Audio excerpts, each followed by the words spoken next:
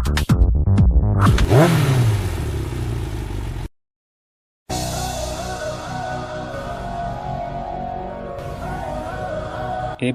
यानी anti lock braking system नाम की तरह ये ब्रेक लॉक होने से रोकता है और टायर रोड में स्लिप होने से बचाता है। एक फिसलते हुए टायर का रोड ग्रिप तुलना में कम होता है और गाड़ी रोकने का दूर भी ज़्यादा हो जाएगा। इमरजेंसी ब्रेकिंग के समय मोटरसाइकिल का टायर ऐसा स्लिप हो गया तो दुर्घटना हो सकता है। अच्छे तरीके से एक चीज़ का उपयोग करने के लिए उस चीज़ पर पूरा ज्ञान होना ज़रूरी है। ABS के बारे में जानने से पहले डिस्क ब्रेक कैसे काम करते हैं वो देखेंगे।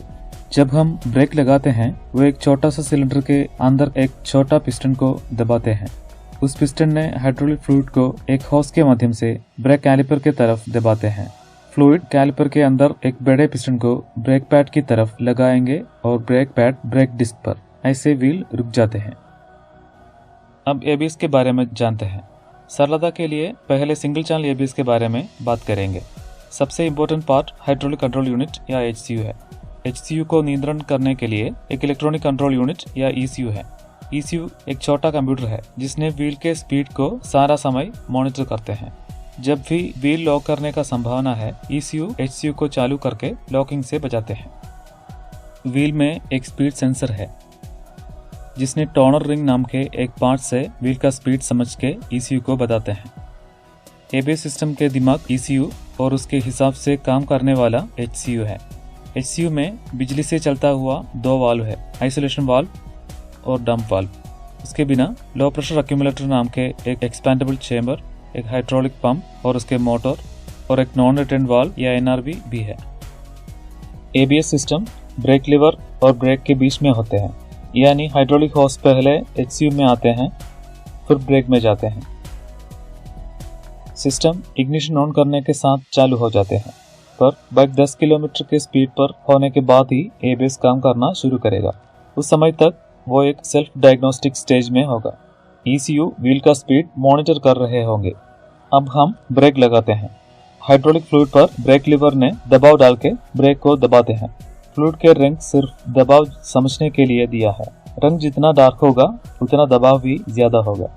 साधारण ब्रेकिंग में यानी व्हील स्लिपिंग नहीं हो गई तो HCU कुछ नहीं करेगा और ब्रेकिंग साधारण में हो जाएगा।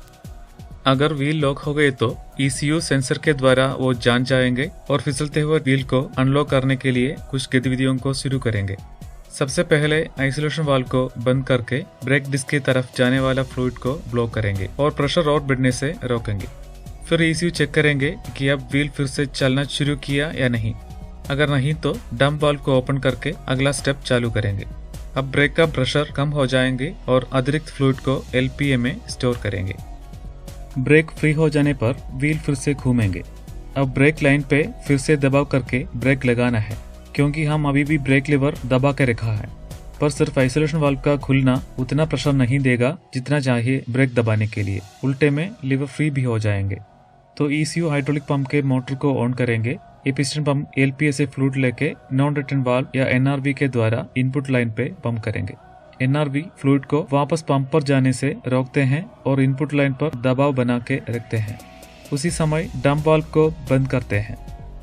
इनपुट लाइन पर ब्रेक दबाने के पर्याप्त प्रेशर होकर ECU आइसोलेशन वाल्व को खोलते हैं और ब्रेक फिर से लग जाते हैं। अगर ब्रेक दोबारा लॉक हो गए तो ये सब फिर से दोहराएंगे। इस साइकिल गाड़ी रुकने तक या ब्रेक छोड़ने तक चलते रहेंगे। ये सब बहुत तेज से होते हैं और इसके एक चक्र सेकंड में 10 बार तक रिपीट हो जाते हैं। ये तो एक सिंगल चैनल ABS फंक्शन है जो आपने इधर देखा, यानी कि ABS सिर्फ आगे की व्हील पर ही काम करेंगे और पीछे की व्हील पर कोई नियंत्रण नहीं है। परंतु ड्यूल चैनल ABS में पीछे की व्हील पर भी ABS का नियंत्रण होगा और दोनों व्हील पर इंडिपेंडेंटली होगा। ABS का 100% गुण मिलने के लिए ब्रेक पंप नहीं करना चाहिए, जैसे हम नॉन ABS वाली बाइक में करते हैं। सिर्फ लगा के पकड़ना, बाकी सब सिस्टम देख लेगा। आशा है कि आपको ABS का बेसिक आइडिया मिल गया और ये सिंपल एनिमेशन पसंद भी आया। ABS और मोटरसाइकिल्स के बारे में आप कुछ भी पूछ सकते हैं। वैसे लाइक और सब्सक्राइब करना मत भूलना। Thanks for watching.